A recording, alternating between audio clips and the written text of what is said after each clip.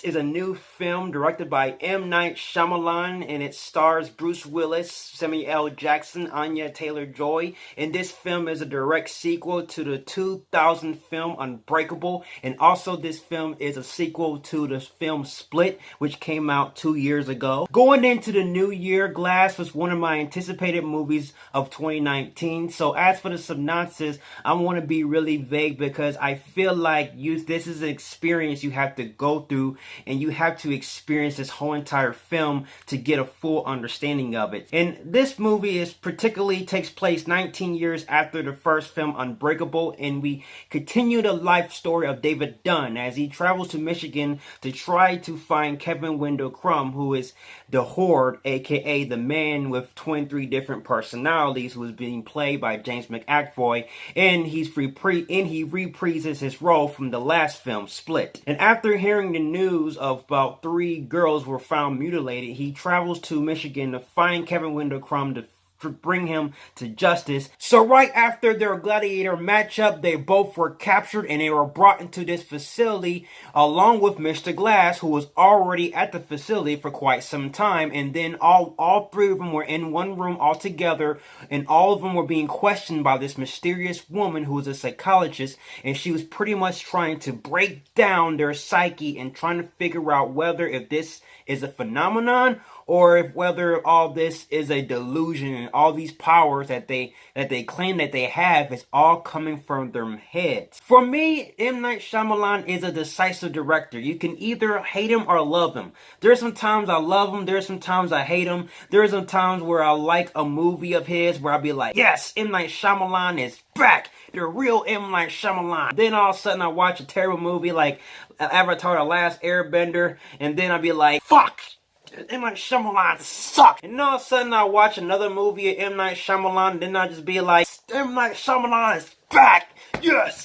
Ugh. Yeah, so there's some times where I just kind of beat my meat and beat my chest for a little bit about M. Night Shyamalan. Wait, that don't sound right. There's some times where I usually beat my chest in confidence, knowing that M. Night Shyamalan is back. Just to let you guys know that this movie, Glass, was a very decisive film, and to let you guys know, I'm going to do the best I can to deliver this review. This movie is not your traditional movie. It's the kind of movie that can really get the people talking. It's the kind of movie that could really split the audience into different paths. As importantly, let's talk about the positives with this film, the things I really have to admire and give adulation to M. Night Shyamalan and the entire crew of this film. And the things I have to admire with this film is I did like the cinematography and the way this movie was shot. And M. Night Shyamalan did a really good job of directing the movie and using a color scheme in some of the scenes. And one of the things that M. Night Shyamalan has been doing ever since Unbreakable, there is a color scheme he uses for each character's personal mood in each scene. And in some scenes, when a character is feeling upset or feeling like a little bit of doubt, their color is like a little bit shaded. Is shaded in a lighter color. But if the character is like having a little bit of confidence, or they in that mood to really throw down, that's when the color scheme appears more richer in color or a little bit darker in color. And adding the color scheme is as a great aesthetic to add in the film. And also I like the fact that M. Night Shyamalan, or the cinematographer, did a really good job of paying attention to detail, like certain frames where they do zoom ins, and in certain shots when they do action sequences was beautifully directed. There are some interesting POV shots that the director decided to utilize in the action sequences, and I thought they panned out very well. And as for the performances, I'm going to break each character down one by one. As for the performances, the other performances was really great. The cast was just phenomenal. And as for Glass, Mr. Glass himself was being played by Samuel L. Jackson. Samuel L. Jackson just blow the park. Samuel L. Jackson portrayed Mr. Glass, and I thought his portrayal was definitely one of the best on-screen villain betrayals. Also, the film did a really good job to delve into their backstories, so we get an added layer of into their origin story of how they gained their powers and what caused this to manifest within themselves to gain these abilities. Bruce Willis returns to reprise his role as David Dunn, and I really do like the direction they took David Dunn's character in this film.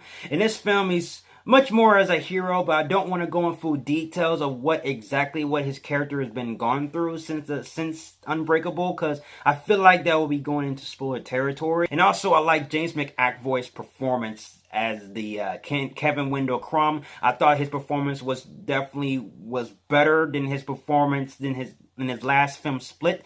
He really gave out in a haunting performance. Last but not least, Anya Taylor-Joy, who plays Casey in this film. I thought she did a really good job in this film. I did like the fact that her character excelled from the last movie. They progressed her story from the last movie, and also we got an understanding of where her mindset is since the last movie. This film is not an action thriller. This movie is more of a psychological thriller in that aspect. And this movie is dialogue heavy. So if you're watching this movie, there's lots of scenes where there is going to be heavy dialogue, and there's going to be moments where characters is talking to another character and explaining the plot of this film, or explaining a particular plot point, or giving you exposition of a particular character's past. And that is one of the flaws with this film, that this film relies heavy on that.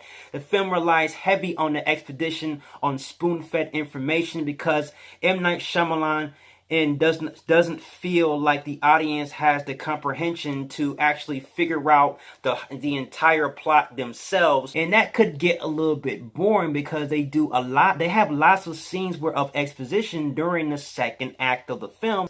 This movie is not an action film. It's not Marvel, it's not DC, this is a comic book movie, but more of a cerebral that challenges your mind and forces you to use your brain. And if you haven't particularly seen Unbreakable, and I recommend you checking out Unbreakable before you watching this film. If you haven't seen Unbreakable, if you haven't seen Split, you will feel lost in this movie, because the movie requires its audience to have watched the other last two films. But yes, this movie is dialogue heavy, but there's not a time where I found myself bored watching this film. But results may vary depending on the person of what they are wanting from this film. This movie is called Glass, but Mr. Glass wasn't really in the movie for most of the first act. He didn't really appear until the second act, and it didn't really have his moment to shine until the third act. So I'm kind of thinking to myself, why is this movie called Glass? The last thing I want to point out is the pacing, and that mostly has to revolve around this mysterious woman, this mysterious psychologist. For most of the movie, like the first and second act, she's in the movie. And watching this movie, I'm constantly asking myself, what is the purpose of her character? What is the purpose, and what's the execution of her character? And then they finally deliver her character's execution, and it doesn't really pay off. And her execution revolves around the plot twist, and it doesn't really pay off. I mean, I just like,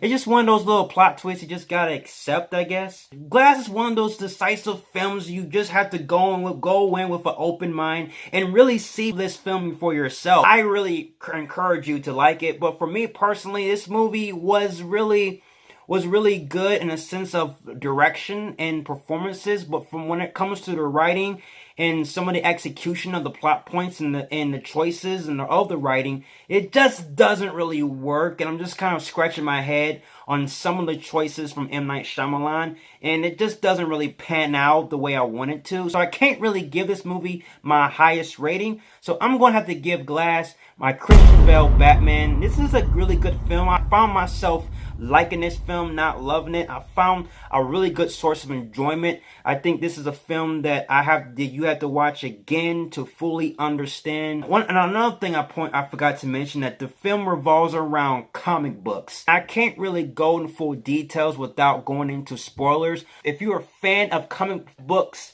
in general, comic book movies in general, I think this is a movie you need to watch. So if you're definitely just check it out and go see it for yourself. This is an experience, like I said. I think this review is lengthy as hell. So guys, thank you for watching. And after you watch the movie, comment below and give me your thoughts. I might do a spoiler review on it. I might have a busy schedule. So guys, that's my review of Glass, and I'll see you guys in the next review. And if you like everything you see and you agree, subscribe to my channel and join me in the Batman family. I will have more Batman-tastic reviews in the way. You have been warned. Till then, ciao.